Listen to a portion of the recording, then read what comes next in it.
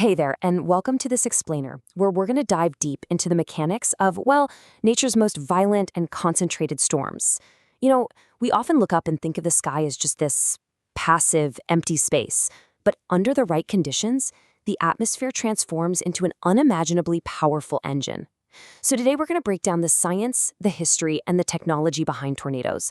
We'll explore exactly how our atmosphere cooks up these severe forces of nature, and honestly, more importantly, how we're learning to survive them.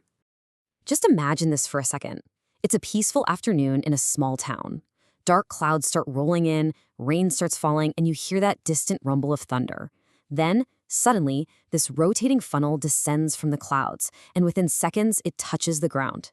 Guys, we are talking about wind speeds exceeding 480 kilometers per hour.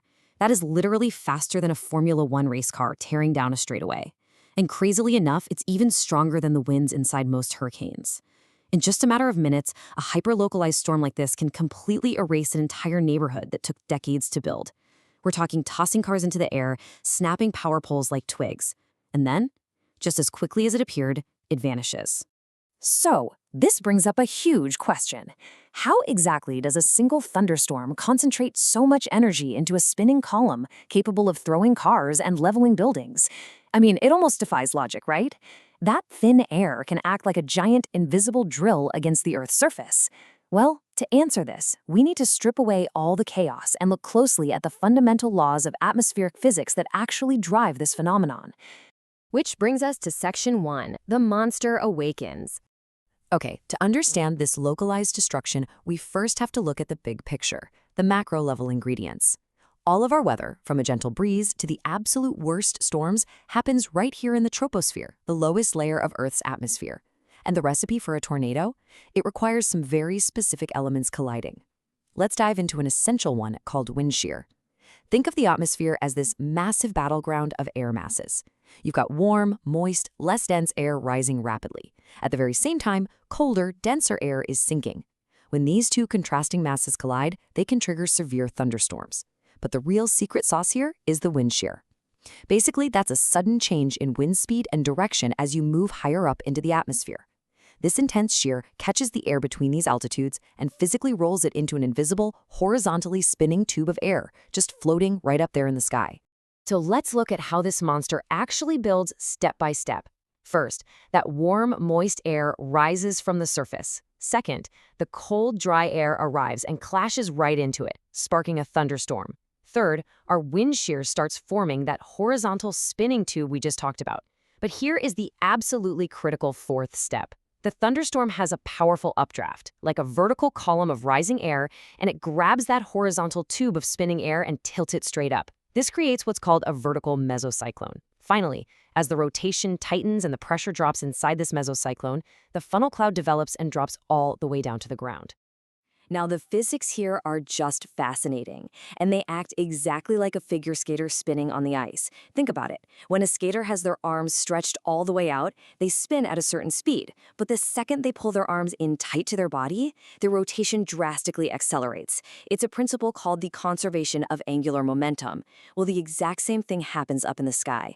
As the storm's rotating air is pulled inward and contracts toward the center of that mesocyclone, the tornado's wind speeds just ramp up to those devastating extremes. All right, let's move on to Section 2, The Path of Destruction. When that spinning funnel finally does touch down, its violence is measured by the catastrophic human and economic damage it leaves behind. Because, this isn't just a scientific curiosity. It's an event that completely disrupts communities and lives. Meteorologists classified this destructive power using the Enhanced Fujita, or EF scale. It ranges from EF0, which causes pretty light damage, things like broken branches or maybe minor roof damage, all the way up to the incredibly rare, totally devastating EF5. An EF5 tornado produces, well, incredible damage. We are talking about well-built homes being swept completely off their foundations and vehicles being mangled absolutely beyond recognition. And history really shows us the global, deadly reach of these events. Back in 1925, the infamous tri-state tornado in the U.S. traveled a staggering 350 kilometers across 3 separate states. But, tornadoes aren't just an American phenomenon.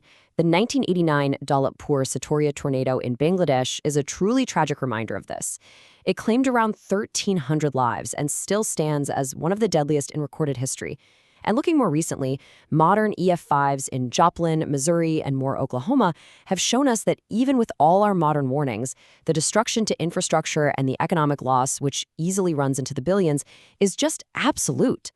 And this brilliantly highlights the incredibly unique nature of the threat. If you compare a tornado to a tropical cyclone or a hurricane, a cyclone spans hundreds of kilometers across and lasts for days, sometimes even weeks, right?